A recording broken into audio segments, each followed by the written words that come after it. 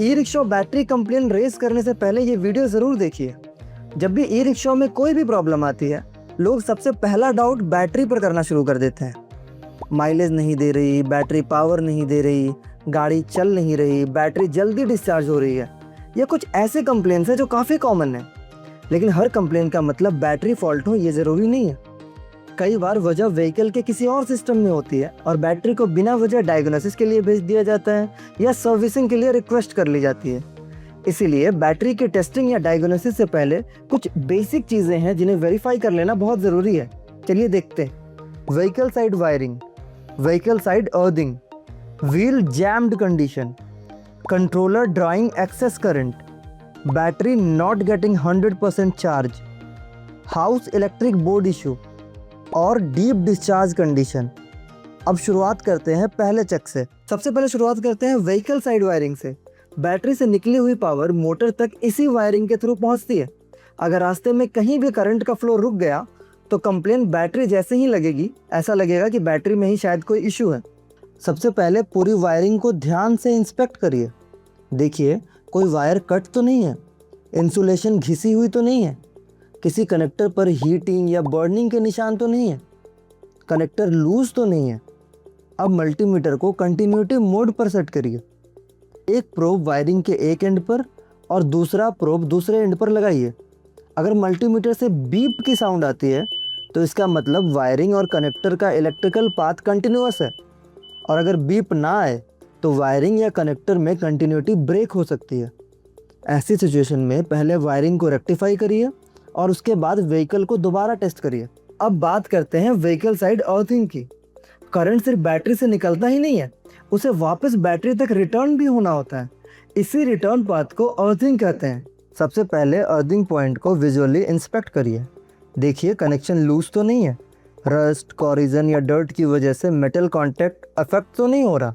अगर रस्ट या कॉरिजन दिखे तो वायर ब्रश की मदद से कॉन्टैक्ट सरफेस को साफ करिए और कनेक्शन को दोबारा टाइटन करिए। अब इलेक्ट्रिकल वेरिफिकेशन करते हैं। मल्टीमीटर को डीसी वोल्टेज मोड पर सेट करिए। एक प्रोब बैटरी के कनेक्टर के पॉजिटिव टर्मिनल पर और दूसरा प्रोब व्हीकल की बॉडी या अर्थिंग पॉइंट पर लगाइए। इस डायग्नोस्टिक प्रोसीजर के हिसाब से अगर रीडिंग 2 वोल्ट से नीचे रहती है तो व्हीकल साइड अर्थिंग नॉर्मल मानी जाती है, लेकिन अगर रीडिंग 2 वोल्ट से ऊपर आती है तो व्हीकल साइड अर्थिंग वीक होने की संभावना हो सकती है। लेकिन सिर्फ इतनी रीडिंग देखकर कंक्लूजन पर नहीं पहुंचना चाहिए। इसीलिए अब एक और वेरिफिकेशन करते हैं। सबसे पहले बैटरी को व्हीकल से डिस्कनेक्ट कर दीजिए। अब फिर से मल्टीमीटर को डीसी वोल्टेज मोड पर सेट करिए। एक प्रोब बैटरी के कनेक्टर के पॉजिटिव टर्मिनल पर लगाइए और दूसरा प्रोब बैटरी की मेटल बॉडी पर लगाकर रीडिंग ऑब्जर्व करिए। इस डायग्नोस्टिक प्रोसीजर के हिसाब से अगर यहाँ रीडिंग 2 वोल्ट से नीचे रहती है तो बैटरी साइड नॉर्मल मानी जाती है। अब दोनों रीडिंग्स को कंपेयर करिए। अगर बैटरी साइड की रीडिंग नॉर्मल हो लेकिन व्हीकल पर पहले वाले टेस्ट में रीडिंग 2 वोल्ट से ज़्यादा आ रही थी तो ये कंफर्म होता है कि प्रॉब्लम बैटरी में नहीं बल्कि व्हीकल साइड अर्थिंग में है। इस कंडीशन में व्हीकल की अर्थिंग को रेक्टिफाई करिए और उसके बाद व्हीकल को दोबारा टेस्ट करिए। अब बात करते हैं व्हीकल व्हील जैम्ड कंडीशन की। माइलेज कंप्लेन के पीछे ये एक बहुत कॉमन रीज़न है। व्हीकल को स्टैंड पर उठाइए, रेयर व्हील को हाथ से घुमाकर देखिए। व्हील बिना किसी रुकावट के स्मूथली रोटेट होना चाहिए। अगर व्हील रोटेट करने में रेजिस्टेंस फील हो या व्हीकल चलाने के बाद ब्रेक ड्रम या व्हील असेंबली ज़रूरत से ज़्यादा गर्म हो तो ब्रेक ड्रैग, बियरिंग या व्हील असेंबली में इशू हो सकता है। इस कंडीशन में बैटरी को व्हीकल चलाने के लिए ज़्यादा करंट देना पड़ता है। पहले मैकेनिकल इशू रेक्टिफाई करिए, इसके बाद व्हीकल को दोबारा टेस्ट करिए। अब कंट्रोलर को वेरीफाई करते हैं। कंट्रोलर बैटरी और मोटर के बीच पावर को मैनेज करता है। अगर कंट्रोलर ज़रूरत से ज़्यादा करंट ड्रॉ करे तो बैटरी नेचुरली जल्दी डिस्चार्ज होगी। क्लैंप मीटर को बैटरी की पॉजिटिव केबल पर लगाइए। अब व्हीकल को रनिंग कंडीशन में टेस्ट करिए और करंट ड्रॉ ऑब्जर्व करिए।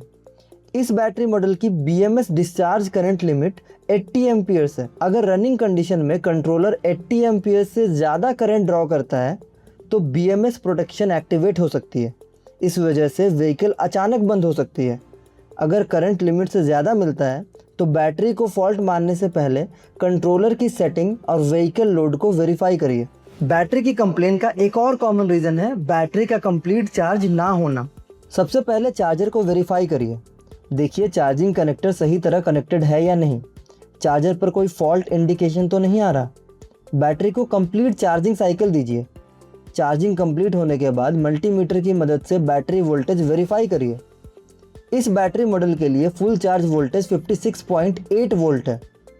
अगर मेजरमेंट के बाद वोल्टेज 56.8 वोल्ट के आसपास है तो बैटरी प्रॉपर्ली चार्ज्ड मानी जा सकती है, और अगर वोल्टेज इससे कम हो तो बैटरी कंप्लीट चार्ज नहीं हुई है या चार्जिंग सिस्टम को वेरीफाई करने की ज़रूरत है।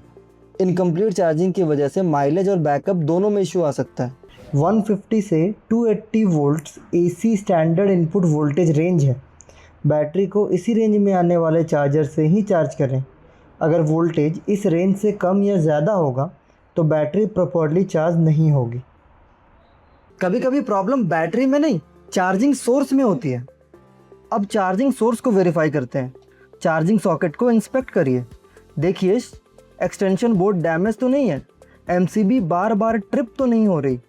अब मल्टीमीटर को AC वोल्टेज मोड पर सेट करके सॉकेट का वोल्टेज वेरीफाई करिए। अगर charging source stable power supply नहीं दे रहा तो बैटरी भी प्रॉपर्ली चार्ज नहीं होगी। डीप डिस्चार्ज, बैटरी को पूरी तरह डिस्चार्ज होने के बाद लंबे समय तक ऐसे ही मत छोड़िए। इस कंडीशन को डीप डिस्चार्ज कहते हैं। डीप डिस्चार्ज की वजह से बैटरी प्रोटेक्शन मोड में जा सकती है और बैटरी नॉर्मल चार्जिंग से तुरंत रिकवर नहीं करती। अगर व्हीकल को लंबे समय तक यूज़ नहीं करना है तो बैटरी को रिकमेंडेड चार्ज लेवल पर रखकर ही स्टोर करिए। अगर आप किसी वजह से कुछ समय के लिए व्हीकल यूज़ नहीं कर पाते हैं तो बैटरी को लगभग 30% चार्ज करके ही रखें। इससे बैटरी करीब 1 महीने तक डीप डिस्चार्ज कंडीशन में जाने से बची रहेगी।